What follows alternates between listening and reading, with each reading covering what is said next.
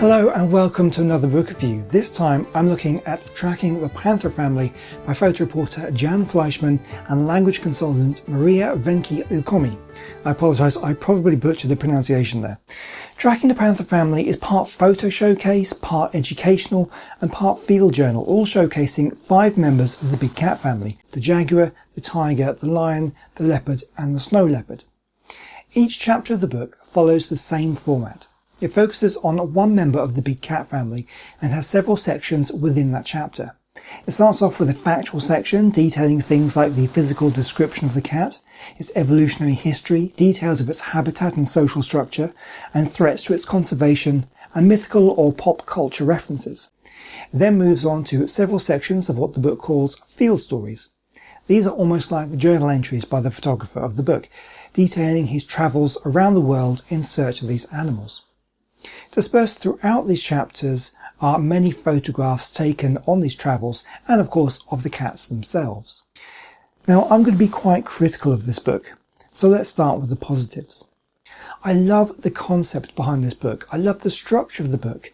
As I said, each cat gets its own chapter that has a factual section followed by the photographer's field stories. So let's focus on those field stories themselves as they make up the majority of the book.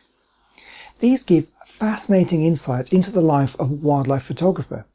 They're full of anecdotes about Jan's travels, like the time he woke up in incredible pain to find a scorpion crawling out of his sleeping bag, or the time he waited in a hide for hours, never seeing an animal, and became ill with dehydration because he forgot to bring enough water with him, or the time he went to go check on why the dogs at camp were barking, only to be warned that meant a tiger was probably prowling around and he should stay inside. It's these kinds of stories you don't get to hear about in traditional wildlife documentaries, and to anyone who wanted to become a wildlife photographer themselves should prove fascinating. However, I do have several problems with the book. While incredibly interesting, the field stories are also frustrating to read. It's not just the field stories, the factual sections written by Maria are also difficult to read at times too. I'm not absolutely sure, as the book doesn't say, but I'm guessing the book may have been translated from the author's native Swedish into English. If this is the case, unfortunately it's not been done all that well, and the book is littered with grammatical errors. The sentence structure can be jarring at times, with short, simple and seemingly unconnected sentences that don't flow very well and take a surprising amount of effort to read. Also, the field stories are written entirely in present tense. Now, of course, there can be a stylistic choice. If I remember correctly, The Hunger Games, for example, was written in present tense, and I believe in modern fiction it is fairly common. But personally, I find it quite jarring to read, especially in a non-fiction account of something that clearly happened in the past. The field stories almost read like diary entries, where you've only got a small amount of space to record the day's events, and the author has used as short and simple words as possible. And I actually think it would have been much better to present them as such. Make us believe we've picked up the photographer's diary and we're reading the events as they happened. I think that would have been a great stylistic choice.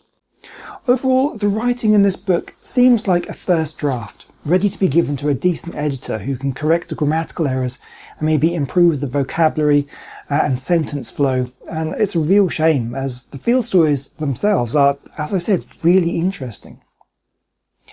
But now we come to the book's other selling point, the photos themselves.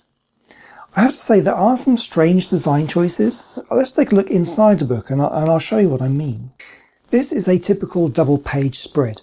It generally has one page of text and one page of photographs. But why is the text font so big? Why is there so much space between the lines and paragraphs? And more importantly, why is there so much blank space around the pictures? Let's find some of the worst offenders. This is what passes for a full-page photograph.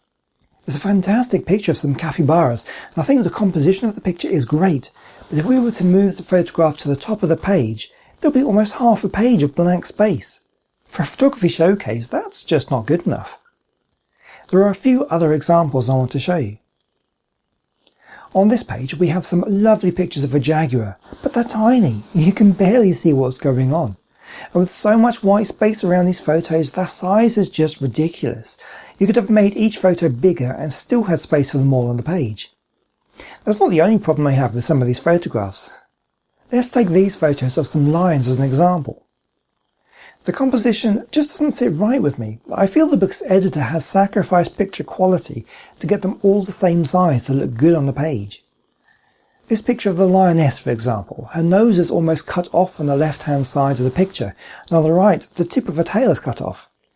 The male lion has more space for his nose, but has lost the entirety of the tip of his tail. But worse is this picture of a rhino. It's like your Auntie Mabel's Christmas photos, you know, the ones where she's cut off the top of everybody's head. I don't know, maybe I'm being picky, but once again, for a photography showcase, I just don't think this is good enough. I have picked out some of the worst offenders, and I will say that there are some beautiful pictures in this book. But in some cases, the size or design layout has negatively affected some of them. Overall, I think this book has just not quite managed to live up to its potential. If they could fix the grammatical errors and improve the quality of the photographs, I think this would be a fantastic book. As it stands, it feels like a first or maybe second draft and just needs one more rewrite to make it good.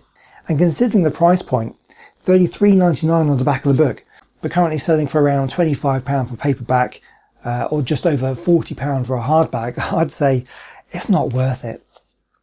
I so wanted to like this book, and I kind of did, just not enough.